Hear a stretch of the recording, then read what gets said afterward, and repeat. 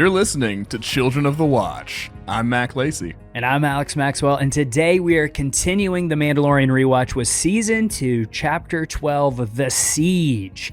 If you're new to our podcast, we break down every single episode of Star Wars television, scene by scene, to analyze the story, find comb for Easter eggs, and explain how it all connects to the larger Star Wars universe. And we're doing that today, like we said, with The Siege. Underrated episode, in my opinion. I really enjoy this one. It's a solid Mandalorian episode. Yeah, and I think it is one that has some of the maybe farthest reaching implications for the rest of the saga, honestly. It, you know, just on the surface, when you look at what the plot beats of the episode are, you wouldn't think that at all. But no. We will get into Project Necromancer and Snoke and all that kind of stuff later. Right. But Alex, have you bought your Zootopia tickets yet? Okay, so there is a rumor going around late last night, and if you're not aware, it's almost Thanksgiving. Tomorrow, at the time of this recording, tomorrow is Thanksgiving, and there was a rumor going around that the Mandalorian Grogu has a different trailer in front of Zootopia. That rumor originated from a user in France who went to go see Zootopia a little early in France, apparently. Okay. And they said this was a different trailer. It's formatted the same. It's like the same beats, but it's got different footage, and it's not the footage from Star Wars Celebration either.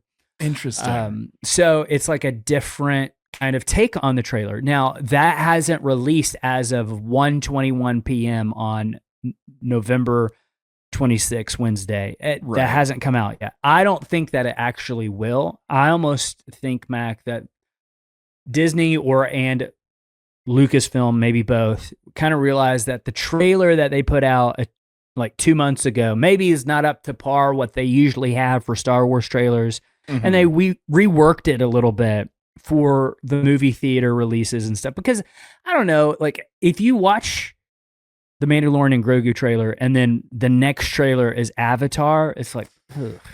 Yeah, Mando, come on. You know what I mean? You know, there could be several things going on here. I think the most innocuous explanation for all of this is that there's just a different international trailer that Disney and Lucasfilm put together. Yes. As movies always have. Like they do different versions of different trailers to appeal specifically to different markets. Yep. The rumors are making it seem like it's not quite that. But again, it's just rumors.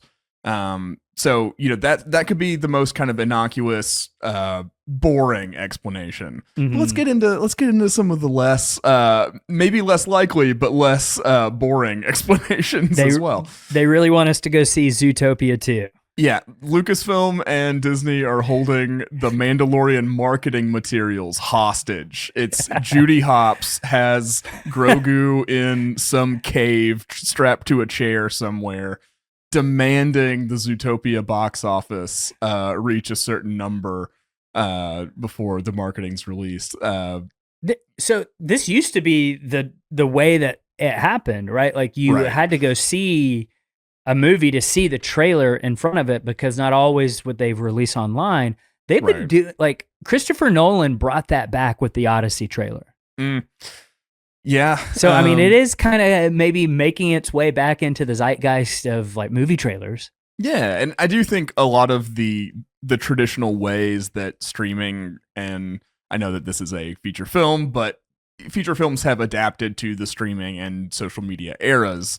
I think some of those trendy marketing methods are falling by the wayside, and we are returning to more tried and true formulas and things. I think there's industry-wide in entertainment, there's kind of a desire for like the less quick, the less cheap, like returning to these let's make a trailer feel special again and stuff like that, instead of just being another thing to scroll past on social media. All that to say, who knows? We can't wait to see the cell phone footage for this. Exactly. Hopefully someone in France or whatever can record it. and so Zootopia could come out and the same trailer we've already seen for Mandalorian and Grogu could play in front of it because, that was just something they created for a different international, the European market. But it could be that we get a completely new trailer also because, they could be debuting even newer, more additional footage for the American market trailer. There's no way to know.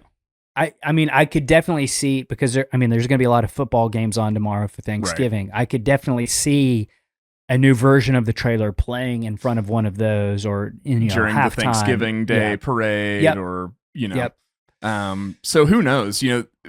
We don't know what could happen. You listening may already know, right. But we'll certainly, if there's a new Mandalorian trailer, as soon as holiday schedules and stuff like that allow us, we'll for sure try to get our thoughts out there for you. So absolutely. We also got a little bit of a better look at some concept art from season 2 of Ahsoka. Like it's from the little trailer thing that they put together from Star Wars Celebration, but someone's gone back and kind of cleaned up the images a little bit, and we have a better look at what that concept art is. And I want to save, I think, those thoughts for our Patreon, patreon.com/The Mandalorian Watch. You can join it for just $2 a month. It's $24 for an entire year's worth subscription. That's less than a New York cocktail, we've learned.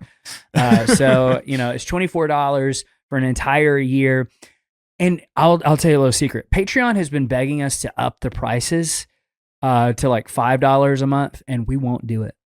We're not going to do it because we're locked into that $2 a month, because it's hard to pay for things right now. So, if we can make your life a little bit easier for just some fun bonus content that's Star Wars related, we have over 100 bonus episodes over on our Patreon. We have our Discord, which is just an absolutely incredible community. We do book clubs. We do all sorts of things over there. So definitely check it out.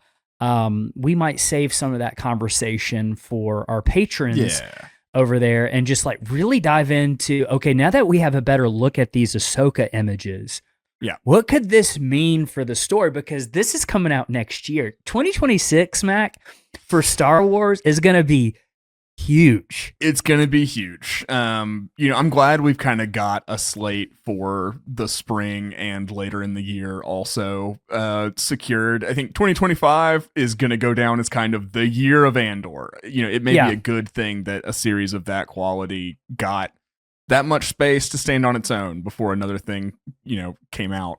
But for us who almost mark the passing of the year in Star Wars releases, I'm glad that we've got 2 things to look forward to next year. 3, really.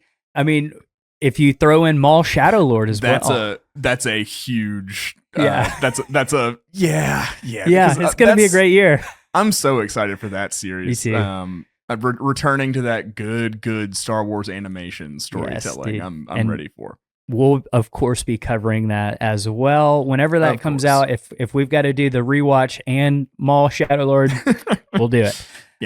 So we're looking forward to that, but definitely check out our thoughts on that concept art over on our Patreon. You can also call into our voicemail hotline if you got any thoughts, theories on what's going on, especially after the discussion on this episode as we jump into Project Necromancer, Thrawn, Gideon, Force-sensitive clones, all that sort of stuff. Snoke, you can call in 205-259-6675, 205-259-6675. Let's jump into this episode. This is Chapter 12 of The Mandalorian, The Siege, and the director for this episode is actually Carl Weathers himself. Yeah, watching this episode just really made me miss Carl Weathers. Yes. Really appreciate his presence in The Mandalorian, what he gave to it and brought to the stories, not only in terms of his great performance and his great acting, but just like I feel like he became a sort of mentor to a lot of figures on set, and at the same time got to break new ground for himself in filmmaking. Got to use all of this experience and the skills he'd gathered over the years and actually, get behind the camera with those. So yeah, this episode all around just kind of made me miss Carl Weathers. I'm sad that, we won't be getting, Grief Karga in the same way going forward. But yeah, and I wonder how they'll address that in the movie.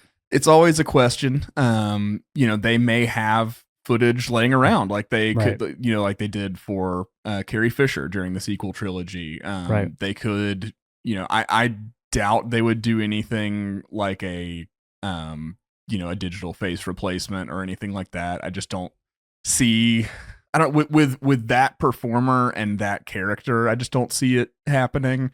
But I also could see them just having like Din meets up with Cobb Vanth at Grief Karga's funeral kind of deal. They could do something like that to actually have the character go out also. You just never know. But that's on my mind how they're gonna address that. You could, there is a scenario, this is just hitting me. There is a scenario where you could have Grief Karga was onto something and was killed for the information that he was onto, and that's the catalyst for the movie. I love that because that makes the character still important. It ensures we get that novel or whatever. Right. Yeah. Oh God, I would read the heck out of the Grief Karga novel. Absolutely. That's a fantastic idea. Yeah, I think that would be really cool. It just kind of honors the character in a way of like still important enough that the bad guys had to take him out, and now Mandalorian and Grogu are on the case of like what happened, what is the information that he had, and why was it so important? Why'd they have to kill him for it? So that's a potential solution to the problem that they're going to encounter. And then of course our writer for this episode is Jon Favreau, and this premiered on November 20th, 2020. So again, just 6 days out from 5 years ago, which is just insane. We say that every single time, but it's just crazy. It's 5 years old. That's insane. It's not even a toddler that this anymore. Episode came out on 20/20/20. That's wild. Yes. Yes. All right. So let's jump into the opening. The Razor Crest is barely limping through space after the best repairs money could buy on Trask, which is to say Mon Cala duct tape. So it's just some spare nets that were laying around. I'm sure many fishing reels were emptied for their line to construct whatever was going on. Right. Right. Den is trying to fix a wiring problem and somehow decides that the best assistant for the job is Grogu, who now apparently understands colors. Yeah, and he hasn't even been to kindergarten yet at this point. No. So I don't know when he picked that up, but, I'd like to think that Den is maybe working with him in between episodes of like really doing some like ABC mouse stuff with him. I'd love it to be that he was going through like images of different Mandalorian houses' crests or something like that. And he was trying to teach him the lineage of the great Mandalorians. And then what Grogu got was, okay, so blue and then red. Okay. All right. Like these colors. Okay. Den gives a real exhausted parent instructions, red wire, blue wire, please don't mix them. Grogu immediately mixes them. Of course he does. He electrocutes himself, and Den just gives the universal dad line, are you okay? It's like, do we need to go to the hospital, what's going on here? Are we just moving on? We're just going to pretend that didn't happen, and I didn't have a baby trying to do this very dangerous wiring job on my ship. And then cut to the two of them sipping soup like it's a quiet morning at home. I really like this scene. I like these sort of scenes in The Mandalorian. Yeah. And what I really like about this scene in particular is that you can tell Grogu is trying to get a glimpse of his face every time he opens the helmet to take a little sip of the soup. Yeah, that's definitely a little detail that was more apparent this go around. Yeah. Just knowing, not worrying about what was coming next in the story or anything. Right. Yeah, there's so many of those little touches that I just love. Din and Grogu, what we get on screen is such a real like like it's a concrete like it's thing you can feel. It's tangible. Right. Right. Just from little visuals and no dialogue really. Right. Yeah. Den admits that the crest isn't making it to Corvus in this condition and decides it's time for a pit stop with old friends. And one of the things that I think this whole sequence really highlights is that it reinforces the shift happening this season, that Din is acting more like a parent and not a guardian hauling cargo. Yeah. Like that relationship is quietly strengthening over each episode. Yeah, absolutely. And Jon Favreau literally this week mentioned, and is the Empire article. So in the past week, he mentioned like how the movie, The Mandalorian Grogu, is getting back to the root of it's all about those two. So basically like the season 1, season 2 feel, not the season 3 feel. Right. And I think that is like the direction to move in. I'm a season 3 apologist. I actually really the getting like into the larger question of Mandalore at large, not just, the Children of the Watch or Right. Din and Grogu and stuff like that. But the core of this story and what is the thing that defines it and makes it special is that one bond. It's going back to the lone wolf and cub inspiration. And that's very much where I felt like we were going back to at the end of season 3. That closing scene of them just chilling on their little hut, little cabin. It very much seemed like, okay, we're focusing back on like all of that business is taken care of. Let's get back to these two. Right. So I'm excited for that. We jump to what used to be the covert, now looted by Aqualish scavengers. One almost chops up a caged fire ferret. Star Wars just casually inventing new mammals all the time. And this whole sequence is honestly not a great look for the Aqualish community. Not how I would want to be represented if I was an Aqualish. Right. Yeah, I think there's a civil liberties union for the Aqualish somewhere who are protesting the Mandalorian because of their depictions of their people based on stereotypes. It's not a great look for them as they just go through the covert tunnels on Navarro, underneath Navarro. And before he can Gordon Ramsay this poor fire ferret, Cara Dune arrives like a wrecking ball, absolutely steamrolling the entire gang with very well choreographed sequence.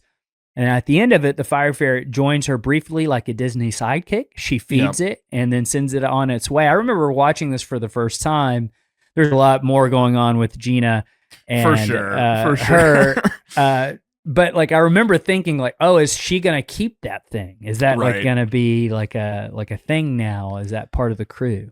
I'm glad it did not become too much. It's just a ferret to me. Like it. Yeah. I know it's got the proportions are a little different and all that kind of stuff. And the concept are after the episode, you can see it shooting flames out of its mouth, but you don't really see that in the sequence at all. Right. But like that would be a Star Warsy thing that would differentiate it from just a weasel. Because that's what it is to me now. So not mad that the fire ferret did not become a recurring character. Okay. Well, okay. To each his own. What I really like about this sequence as well is that the armorer's mythosaur skull is gone, but you can still see the outline of where it was. So I like she took down the window dressing a little bit, and you notice that the covert is cold. It's a visual reminder that right now where we're at in the season, Din is really the last one out there doing the way. Right.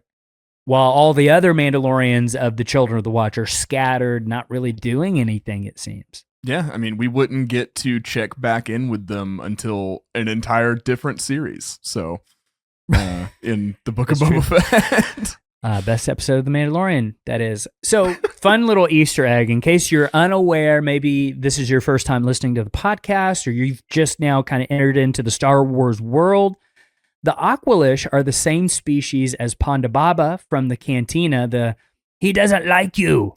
I don't like you either. Guy. Not Dr. Evazan, but his buddy. Not the guy with the messed up face, but his friend. Everybody called him Walrus Face, or he's had many different names over the years. Also in Rogue One. Yeah, indeed. They run into them on Jedha. Yeah. Jeddah. Sorry, everyone. Jeddah. Everyone stop yelling at Alex, okay? Please, He's God. doing his best. I can't read.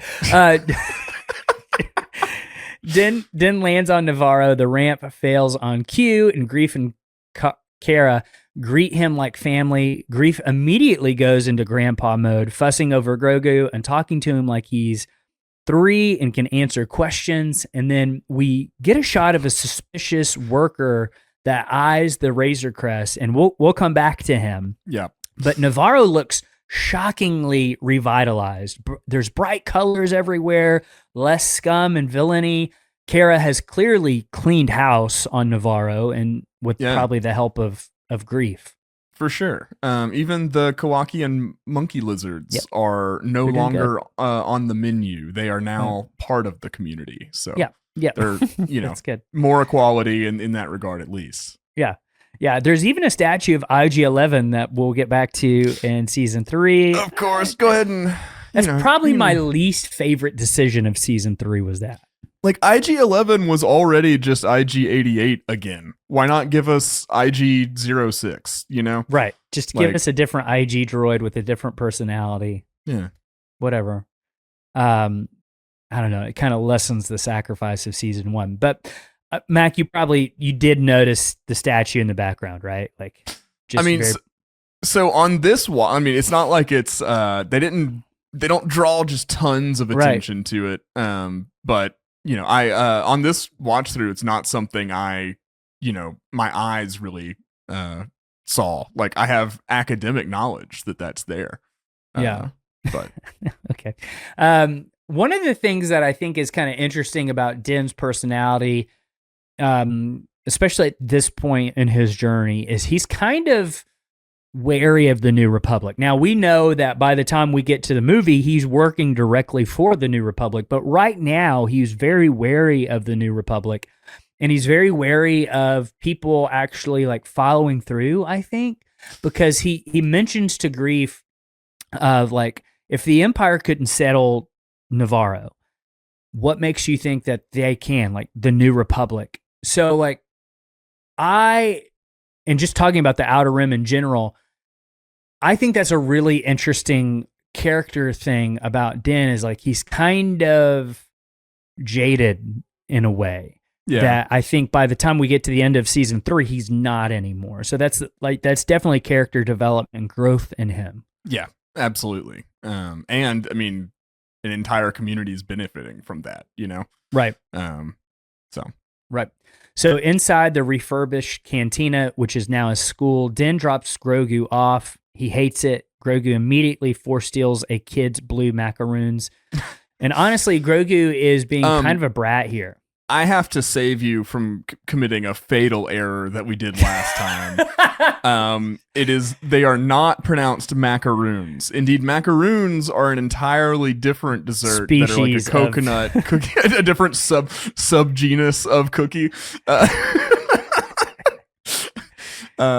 But they are indeed macarons, the pastel-colored, multi-flavored cookies. Those are macarons. So, macaroons are not the same thing as macarons. No. So and I am an authority on the Mac world, so. That is true. You are an authority on the Mac world. Okay, so macarons. This is macarons, not macaroons. Indeed. Okay. I hope you're right.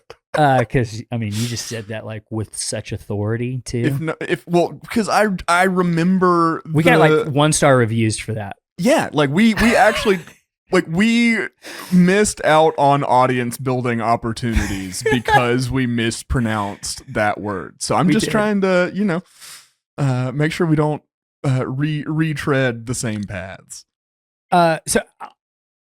My honest opinion is that right here, Grogu's being kind of a brat. I think initially when I saw it, I was like, man, Grogu's so cute. Grogu should get whatever he wants. I have kids now. And now I know, like, no, Grogu is being a brat. Somebody needs to discipline Grogu because you don't get to just take whatever you want, Grogu. That's somebody else's cookies. And you use the Force to steal them. And so it's like, this... It'd be like, Dash in The Incredibles using his superpowers to win every track meet instead of giving everybody else a fair shot or whatever. Yes. Yeah. Like honestly watching it through this time, and this is probably reading way too much into it, but that's what we do. It almost seemed like they were trying to instill the need for guidance in some ways Maybe. like for Grogu. Because Din is an amazing parent doing so much and He's okay. he's coming a long way in a short time. However, there are things that like he's not gonna be able to be the best teacher on for Grogu.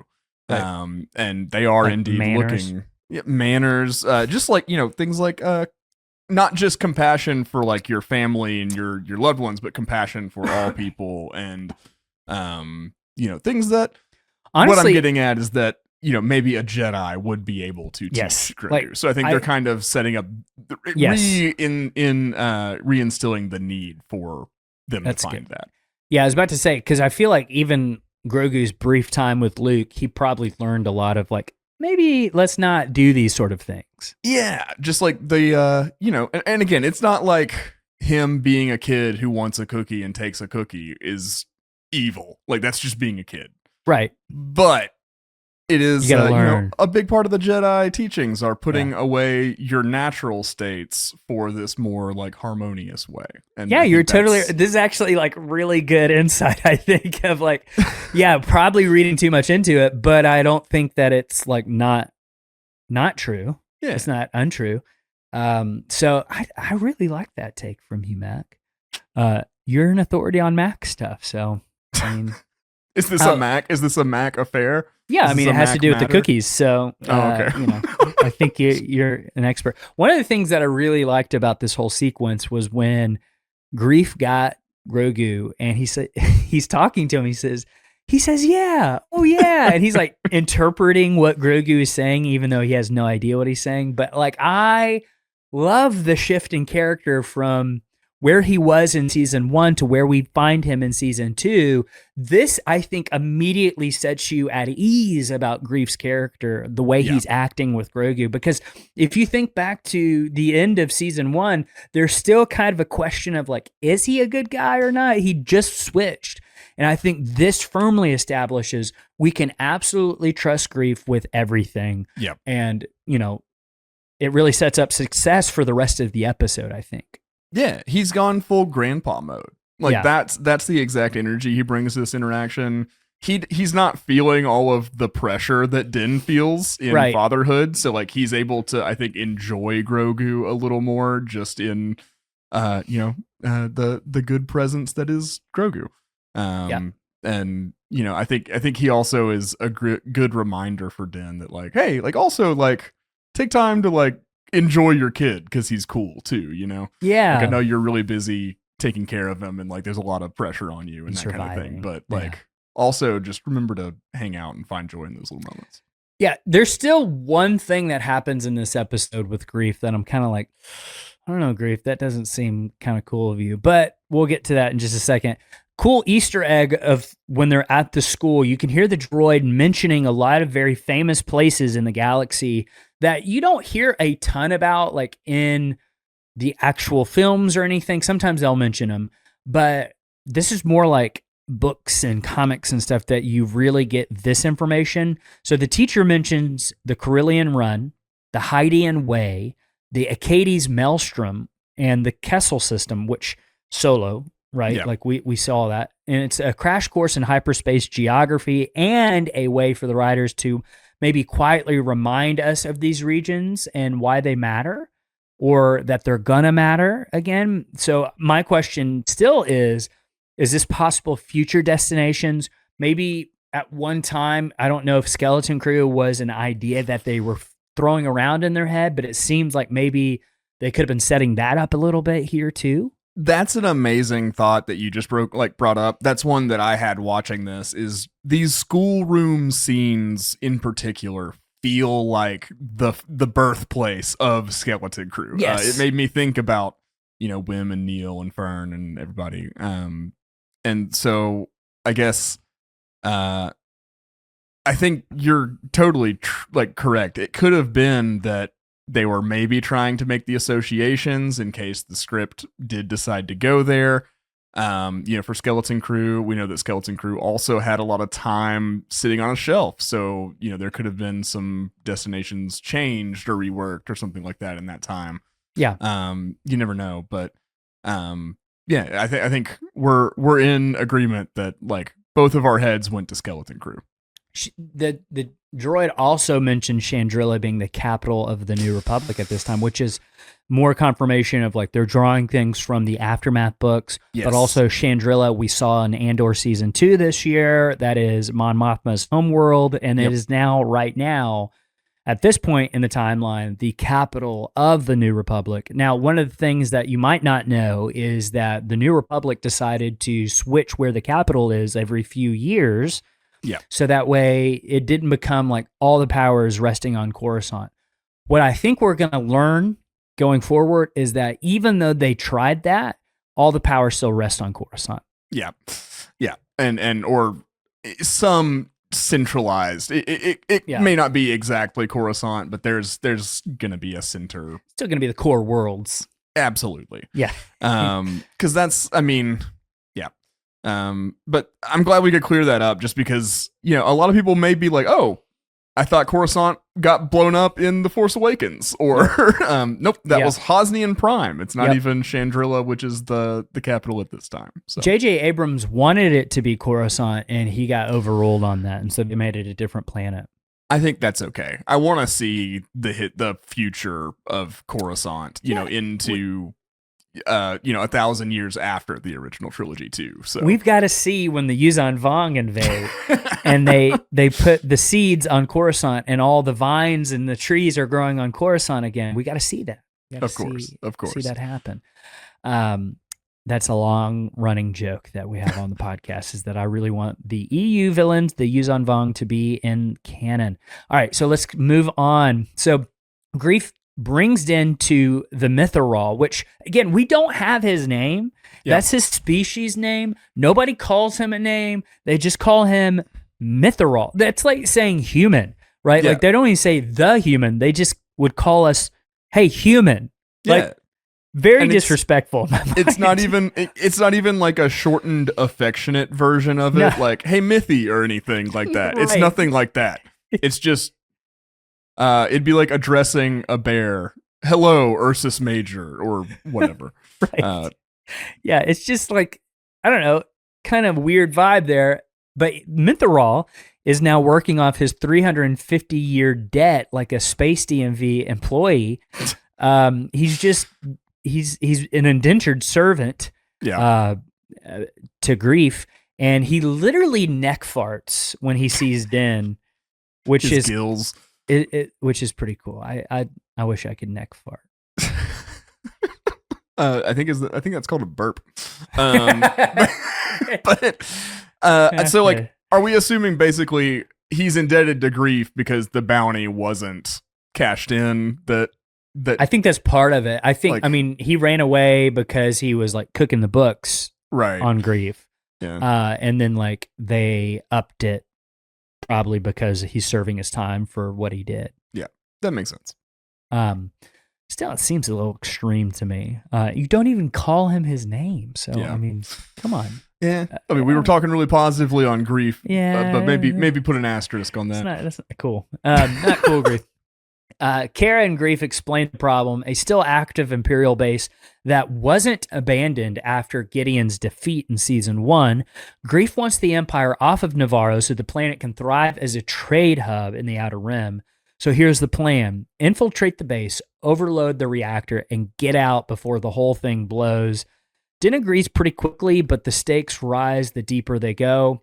At first, he's very hesitant to like help, but he realizes like, okay, if they're going to repair my ship and stuff, and this could be almost kind of like a safe space for me and Grogu to come back to if we just get rid of this Imperial base. It's kind of crazy to me that like the Empire didn't try anything else after Season 1. Yeah. I mean, they may just not have the resources or organization, like Navarro's just one system, and yeah, like they seem pretty strong, but like Grief's concern, I don't think Grief would be treating a band of like raiders that was camped outside Navarro any different, No. Yeah. So I think they may just not really be able to. It may just be a matter of like trying to hold on to what they have instead of being able to retaliate or anything like that. Right.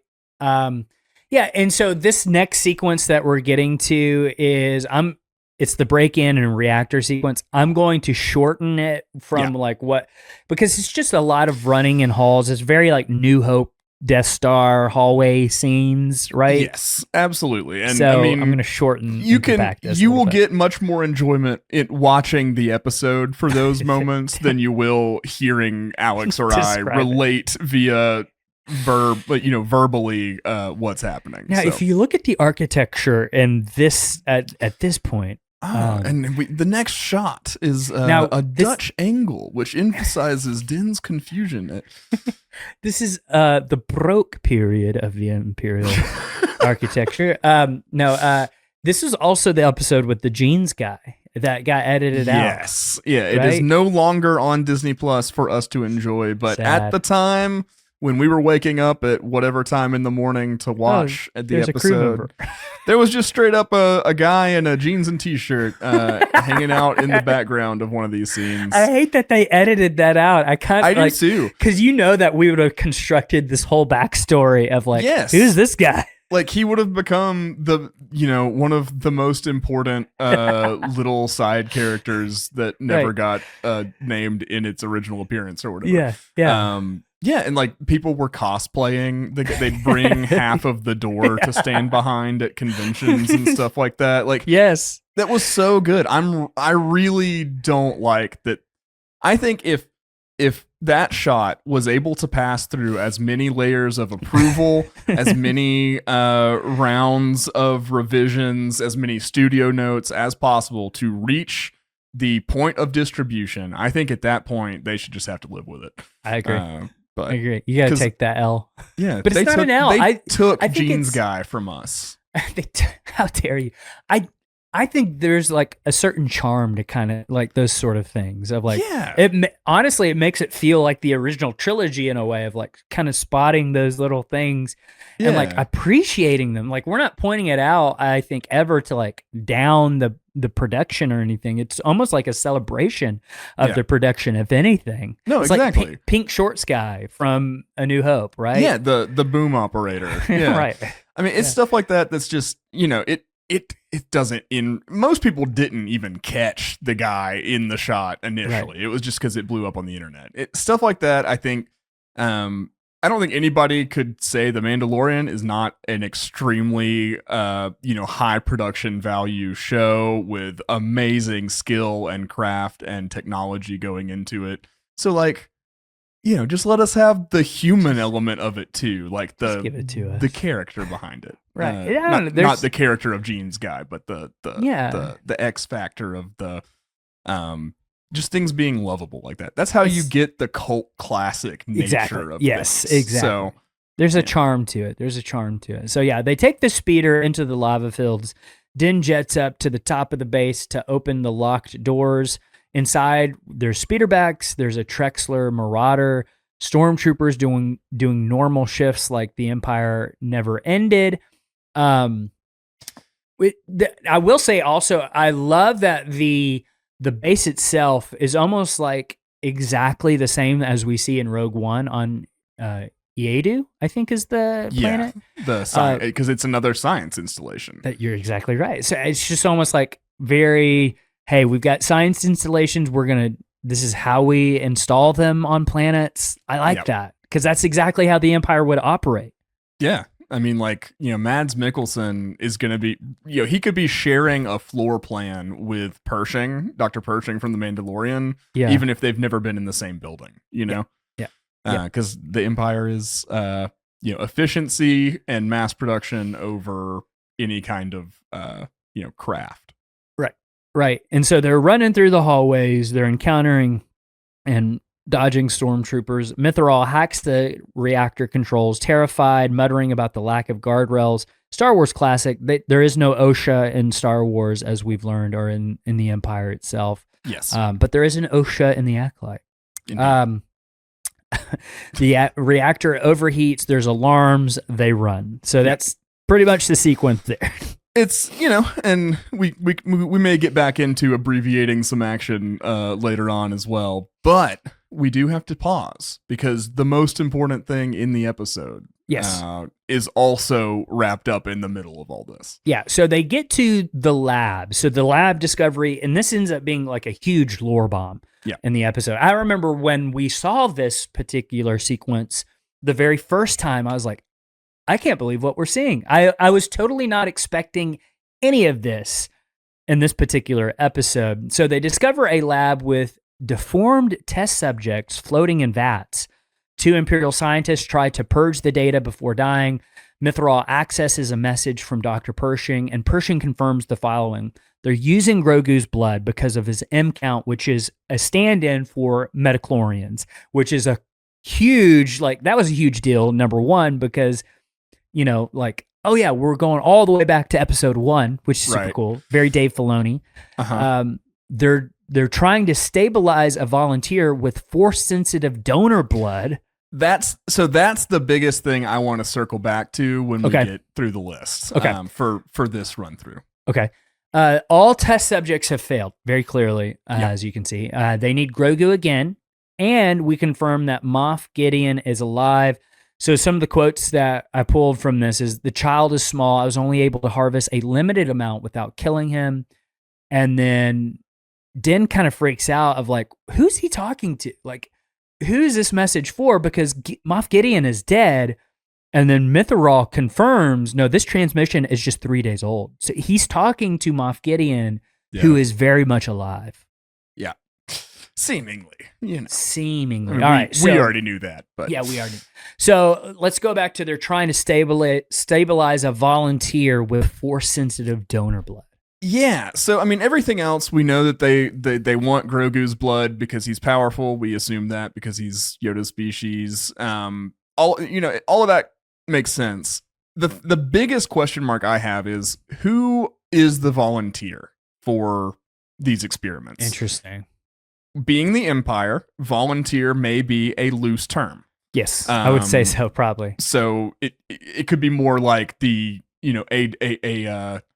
saying donor blood, but this could also be a donor specimen in the scientific sense, but it could be a prisoner, it could be who knows? It could also be somebody wanting power, wanting to ascend, some barrier they're perceiving. It could be tied into Palpatine in a way. It could be a loyalist to Palpatine volunteering themselves as a subject to eventually bring him back. There's all kinds of possibilities. Where do you land on all that? Well, I remember because of the ending of this episode in particular, before we found out that the Dark Troopers were actually just droids, I was thinking they're making force-sensitive super soldiers. Yeah. That's kind of the direction. I'm still thinking that might be on the table, even now. With having seen The Mandalorian in its completion so far, I still think that's absolutely on the table. Yeah. But I think now, too, because of that Shadow Council scene that we get in Season 3, they mentioned Project Necromancer. I think that all the things that they're doing are trying to, we've got to recreate Palpatine's body. Number one, we've got, so they probably already have his DNA. But does that mean if you were to clone him, is he force sensitive as a clone? That's a good question, number one, right? Yeah. Oh, for sure. 2, if he's not force sensitive as a clone, you've got to be able to make him force sensitive so that his spirit can inhabit the body. Yeah. Right? Yeah. Okay, so then that means I think Snoke was a success of that experiment, and then they just kind of let either Snoke became self-aware in a way of I'm going to take charge now since you gave me all these powers and I can do these things. And he was, little did he know, he was just being puppeted by Palpatine anyway. So he just kind of got too big for his britches. Yeah. Or Honestly, I don't even think there's an or. I kind of feel like that's it. Of like, okay, that was just the one step. Okay, we can do it. Now let's do it with Palpatine on Exegol. Okay. Yeah, I definitely could see that. I think that's a very likely scenario. The only other thing I was bouncing around was that if a bunch of clones of Gideon already exist. Yes, those are them. Which we have, that's a possibility. We don't know when Gideon is cloned, if Gideon is cloned. We don't know all the details. We do know that he had clone bodies in the finale of season 3. Right. We just don't know if there's any more out there. We don't. I guess what I was meaning is like we don't know if the Gideon that we've been watching is already a clone, right, or if it's But if there are a host of Gideon clones, they could be volunteering. To like ascend above the rest of their cast to become like what we see in. I love that actually though. So like it's so Gideon. It's a much more Mandalorian centric thing. But I also don't know that like we want this to have super wide reaches to the sequel trilogy and all of that kind of stuff. And I think it does. But the ultimate payoff of what they're building here could be more Mandalorian centric than we think. Absolutely. And that just falls in line with Gideon's character anyway, of like even his clones are like super ambitious and want power, because like even the way he dresses, I think he kind of likes Darth, like he's seen Darth Vader in action and he wants a piece of that. Like he wants to be like Darth Vader, I think, in a very real way, of like that aura that Vader has of like, okay, he's got the Force, I want the Force. This is how I control the Empire. I think everything Gideon does, whether he's working directly for Thrawn or the Shadow Council or not, is still for himself. Yeah, absolutely. Right? Okay. Yeah. I think we can establish that. And I think that makes it like, I would be okay with another Gideon clone or whatever coming back just for that power dynamic, if like him versus Thrawn a little bit. Right. Like I'm totally down for that. Yeah. So I don't know.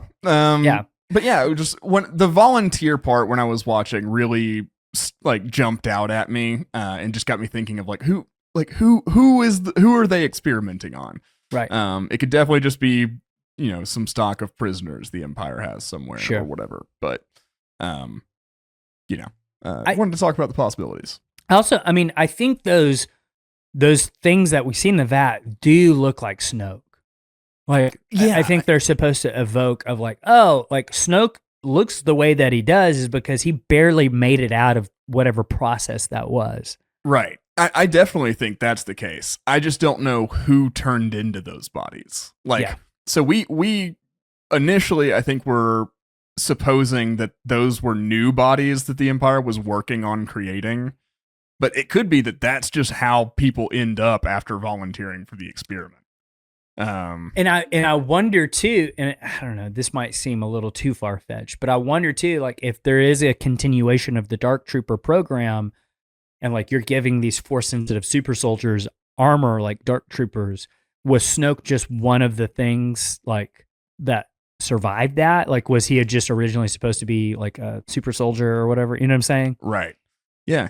But I really like, that feeds into what you were saying earlier about Snoke just being like, okay, well, you've made me this. I'm going to take advantage of it. Yeah. And, I like gold slippers. So I want the most luxurious robe I can possibly have. Listen, if I'm going to be evil, I want to be comfortable.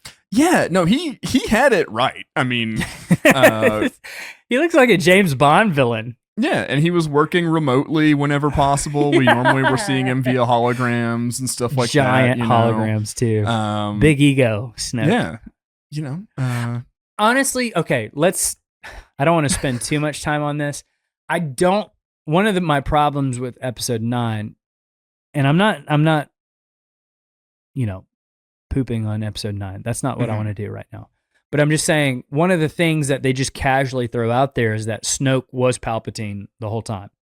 I don't like that explanation. I think it's way more interesting. Snoke is his own thing, his own dude, and like I would rather much get the backstory in something else than like that throwaway line. And I don't think that throwaway line has to be the end all be all, because in that same sequence, they're talking about how like every Sith is every Sith, and like Palpatine is the culmination of the entire Sith line. So in that way, yes, Snoke is part of that, and in that way, he is Palpatine the whole time, because like everything Snoke was inhabited before and after by Palpatine. I guess you could also interpret it like, because it's the I am every voice inside of your head part that kind of confirms it for when like Kylo Ren is hearing it. You could like maybe you could twist it in a way of like, that doesn't mean that Snoke's not his own individual being. It's just Palpatine was playing off of what Snoke was doing. Exactly. Yeah. I like that explanation. That's how better. I try. That's how I think of it. And there's nothing that tells me that that's not it. So far, yeah. There's no conflicting information, because we don't have much information at all. Right. It's not like it has been explored in novels and stuff in a big way yet. I choose to believe that Snoke is the baby of the stranger and Dosha. Okay. Why not? Why not? All right. So let's get to this next part, which is the escape part with the speeder bikes, the TIE fighters, and Din's hero entrance. This is just like classic Star Wars energy, this whole sequence. Yeah. I love this whole action sequence. And, you know, Carl Weathers does such a good job directing action in particular, I think. I also think that I love the way that he actually focuses on things. The cuts are not so quick that you get disoriented and don't know what's going on. Like he's shooting actual shots of action, not just gathering enough footage that you can make this, collage of a fight scene, I guess, if that makes sense. Right.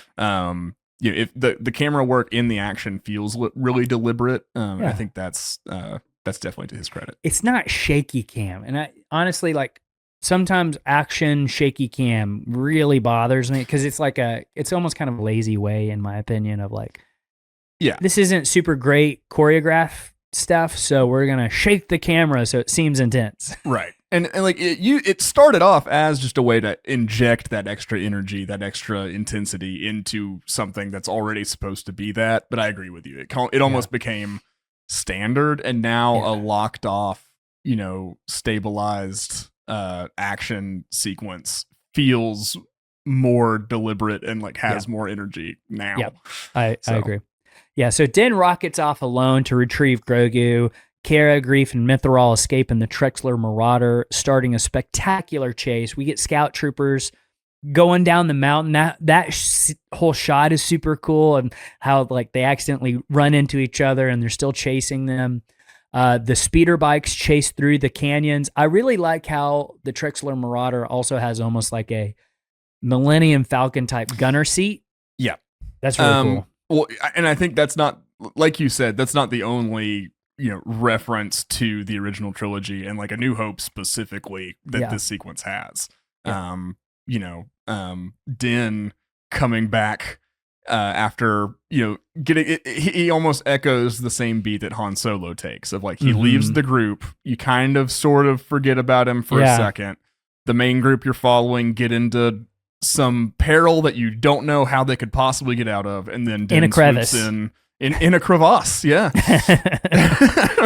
So all those beats, I think, but it still feels like a new fun thing. It doesn't feel like just retreading the same material for the sake of it. It feels fresh. So after they take care of the scout troopers, then the TIE fighters swoop in as the base explodes. I love those TIE fighters, by the way, like how they land and the wings come up. Chef's kiss. I love that. I'm kind of a big TIE fighter fan. I like TIE fighters. You like the twin ion engines? I do. So good. In that whole sequence of the TIE fighters, shooting at the Trexler Marauder, they get into open space, which is not actually good for the Trexler Marauder because it's got nowhere to go. Right. They disable the turret, and just as they're doomed, Din arrives in a fully repaired Razor Crest to save the day. We get a gorgeous dogfight. Again, like, 2 episodes ago, we had a gorgeous dogfight. We get another one here. A Rogue Squadron show absolutely would work. Yeah, for sure. Din is also flying this like light cargo transport like it is a fighter. And like I'm like, no wonder you end up wrecking your ship all the time, dude. Because you are like it's not supposed to do this stuff. That's why he gets that Naboo starfighter later. Like, I mean, that makes more sense for what he's normally flying like. Yeah, for sure. So also iconic moment in this episode, Grogu throws up the cookie. You get blue vomit everywhere. I just love when he looks back and says, "Not too bad, huh, kid?" And he just pukes immediately. I love that. That is pretty good Star Wars comedy. Something everybody can enjoy. Yeah. And then we get to the next part here. And really, this whole next sequence is that the New Republic is starting to realize something big is happening out in the Outer Rim, and that's what we're supposed to take away from it. And remember that Carson Teva is almost like our Agent Coulson of the MCU. That's how they're setting his character up here. And Captain Carson Teva, the X-Wing pilot, arrives because he's heard of what's happened with the Imperial base. He's questioning Grief about the base explosion and the Razor Crest. And they kind of stonewall him and not give him any information here. And outside of the area, Carson gently presses Cara to join the New Republic. And we learn some information about her here. He knows she's from Alderaan. He served in the war as well. And he asks, "Did you lose anyone?" And she says, "I lost everyone." And then he leaves her with a Marshal badge. Yeah. So, okay. 2 interesting things here. So the Easter egg here is a reminder that Cara is a survivor of a planet destroyed by the Empire and A New Hope, right? Key to understanding her hatred and future choices. But I also think this is a setup for the show that never was, which is Rangers of the New Republic, right? Yeah, I mean, that was a huge resounding thought that was echoing in my head after this, just because... You know, and again, it's because of stuff that just happened outside of the show that we don't need to get into and everything. But I do mourn what was never the show that we never got because of a lot of these things. I think. So I put that in my notes because I did want to talk about that specifically right here. Is like, let's imagine a world where Gina didn't do what she did. And the fallout between her and Disney didn't happen, okay? The end of season 2 of Mandalorian, where it feels like this is it. This is the final of this. It makes more sense because then you've got the Book of Boba Fett coming up. You've got Ahsoka. You've got Rangers of the New Republic, all in which you can let the Mandalorian and Grogu like be in. Yeah. But the Mandalorian itself is done. Or at least on the sidelines for now. Yeah, until there's a more important story to tell. Yeah. Exactly. There's just so much more. You've got like 3 shows back to back set up from season 2 alone, like to continue the story. And like I think they probably knew that they were heading towards a culminating event anyway, right? Right. It just makes me wonder what that world would have looked like of. Man, that's a different Mandoverse. It is. I don't know that too much of it is different. I think in broad strokes, you know, Mando leading everything is to its benefit in terms of like it's going to get to do everything that the storytellers initially set out to do, kind of regardless. Like it is setting the pace and the tone for the other shows following. So, you know, I don't know what would be different in Mando and everything like that. I think Skeleton Crew may have been more affected by this stuff than we think. Just with it's seemingly the outlier of feeling like its own little standalone show that isn't as tied into everything else going on. I wonder if some of that connective material was lost when the plan shifted. You know, and part of me wonders, Mac, is like, would Skeleton Crew have done better numbers had it been more connected? Yeah. I don't know. Or is it just the timing of it? Like, it came out literally now like a year ago this week. Yeah. I don't know that the holiday season was as much of a benefit I don't know that people nowadays, I don't know that the holiday season is a great time to program things like it used to be. I think people are more scattered and doing doing their own stuff during that time. Like I end up watching less TV than in normal life during the holiday season. You're with family. Like obviously Exactly. right now I'm recording in a 5th grader's room. So like that's just kind of the nature of the holidays. Honestly, it makes me really mad at Stranger Things because they've chosen to go that route of like tonight is part 1, Christmas Eve, part 2, New Year's Eve, the finale. Like, really? Did you have to do it on these days? Like when I'm the busiest? Yeah. And I know that like streaming, it's you get more return later. Like those numbers keep coming in long after a broadcast show would, just because it doesn't it's on all the time for whoever wants to turn it on. So I don't know, I don't have data and spreadsheets to look at to criticize these decisions with that kind of authority, but like it just seems to me like not a good idea. Yeah, it's just, well, I know for us, maybe this is completely selfish on our part, we have to watch it right away.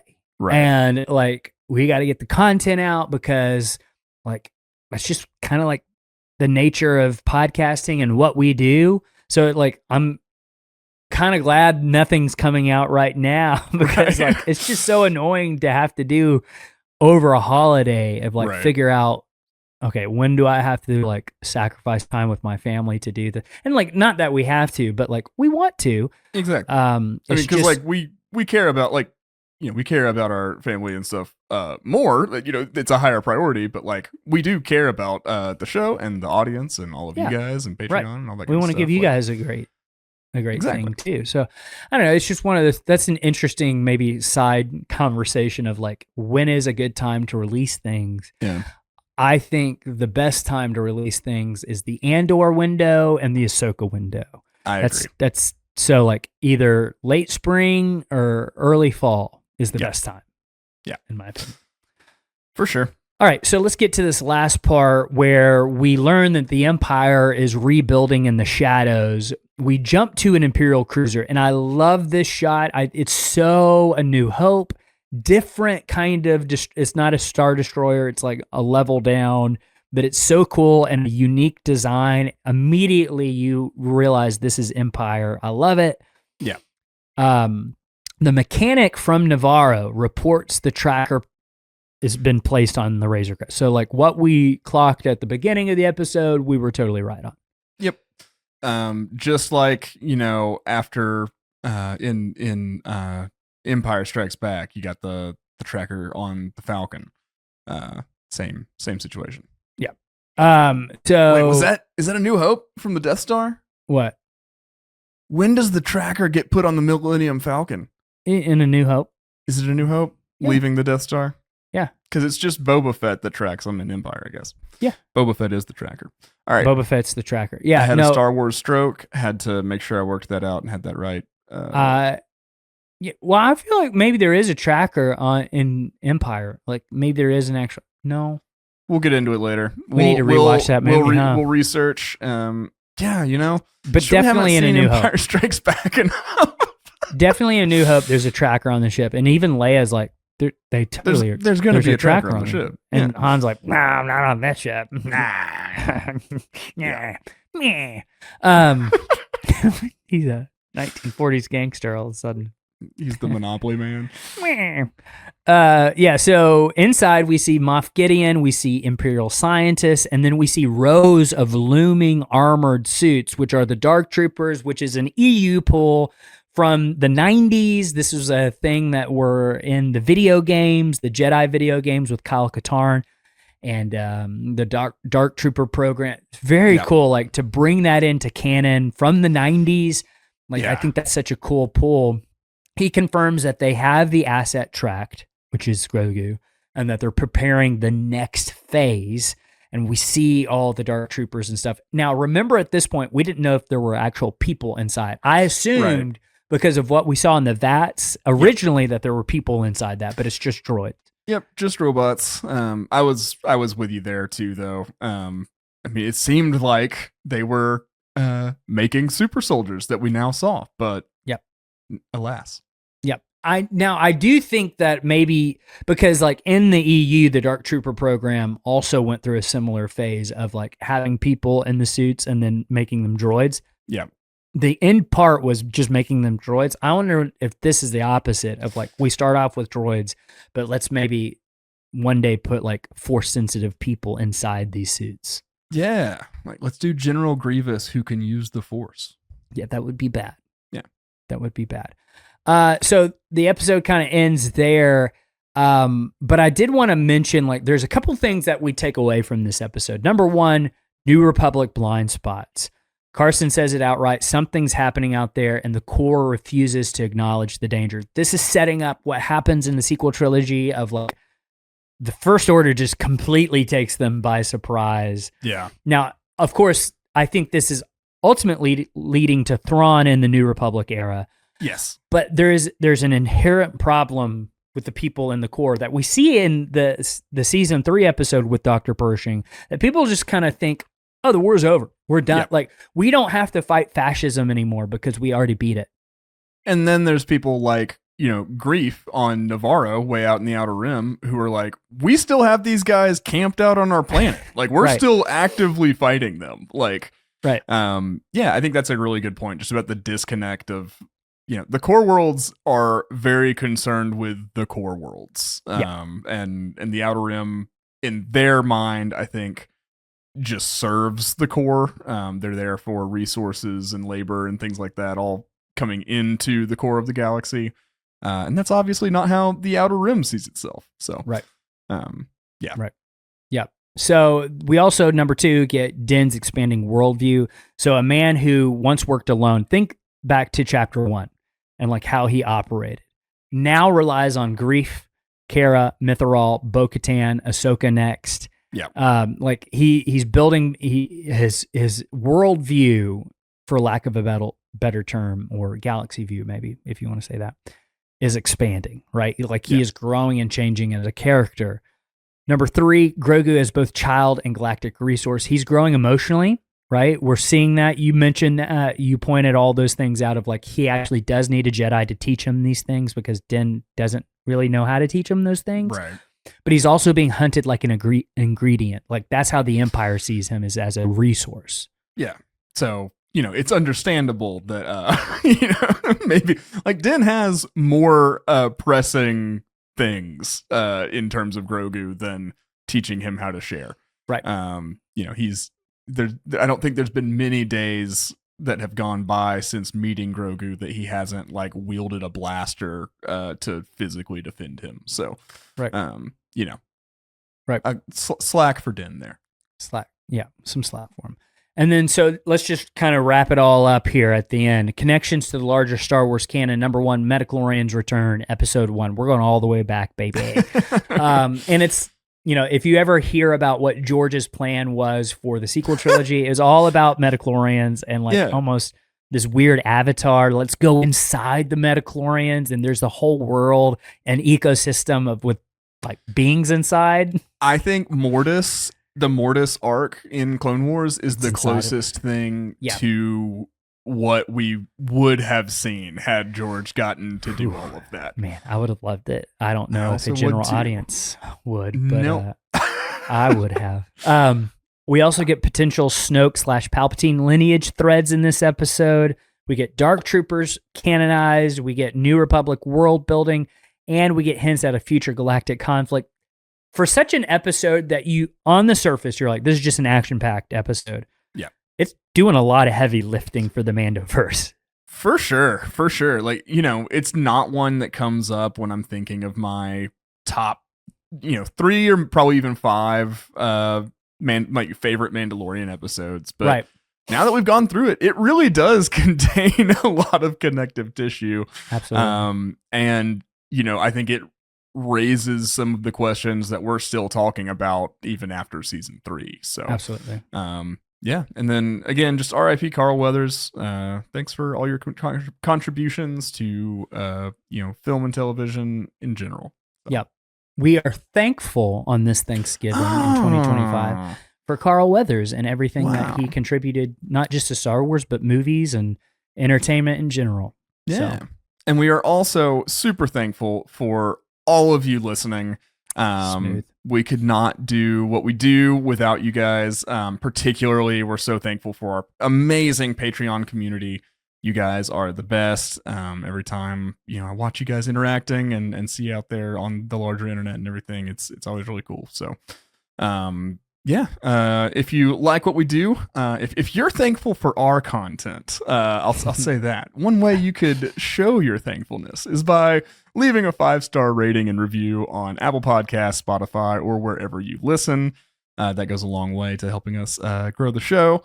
And if you want to support us financially and get access to all kinds of bonus content, including some really cool Ahsoka Season 2 stuff we're going to be putting down really soon, about all those new images and concept art and everything like that came out. If you want access to all that, as well as our amazing Discord community, check out patreon.com/Mandalorian Watch. And, of course, there's a link in the description and all that. But yeah, we are all super thankful for you. We hope that you have an amazing Thanksgiving.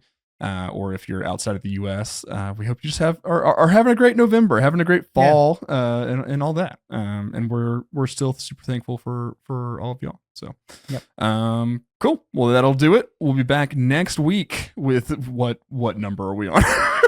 With another chapter episode. 13. Chapter 13, The Jedi, and we're going to have Brandon from Talking Bay 94 joining us. Also, he's a Star Wars author now, so that's pretty cool. That is cool. So, yeah, he's going to be joining us for The Jedi. That's awesome. And that's such a huge episode, talking about the live action debut of Ahsoka and all of that. So you want to stay tuned, subscribe to the show, check us out on YouTube, make sure you're liked and subscribed and commenting over there and everything like that. But we'll be back very soon. Until then, keep the watch.